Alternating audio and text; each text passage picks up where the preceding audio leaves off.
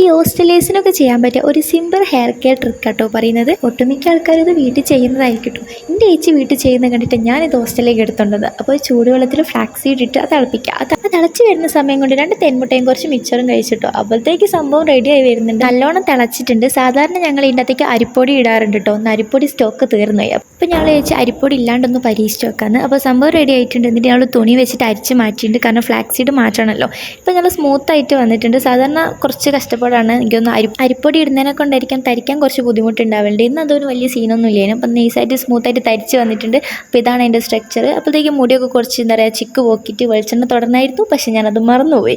അപ്പം തേച്ച് പകുതി എത്തിയപ്പോഴാണ് വെളിച്ചെണ്ണയുടെ കാര്യം ഓർമ്മ വന്നത്. അപ്പോൾ ഡാൻഡ്രഫ് നീക്കം കഴിഞ്ഞാൽ ജസ്റ്റ് ഒന്ന് എന്താ പറയുക ചീർപ്പെടുത്ത് നല്ലപോലെ അങ്ങോട്ടും ഇങ്ങോട്ടും വാർന്ന് വെച്ച് കൊടുക്കും.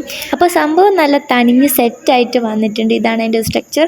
അങ്ങനെ നല്ലപോലെ മസാജൊക്കെ ചെയ്ത് സ്കാൽപ്പിലേക്ക് സെറ്റായിട്ട് നല്ലപോലെ ഉള്ളിലേക്ക് തേച്ച് പിടിപ്പിക്കുക. നല്ലപോലെ മസാജും ചെയ്ത് നല്ല പിടിപ്പിക്കുക. കുറച്ച് സമയം അത് വെക്കണം. അത് കഴിഞ്ഞ് കുളിച്ച് വന്നാൽ ഇങ്ങനെ ഉണ്ടാവും മുടി. പോകുമ്പം ഒരാഴ്ചത്തോളം ഞാൻ വെളിച്ചെണ്ണ തൊട്ടിട്ടില്ല.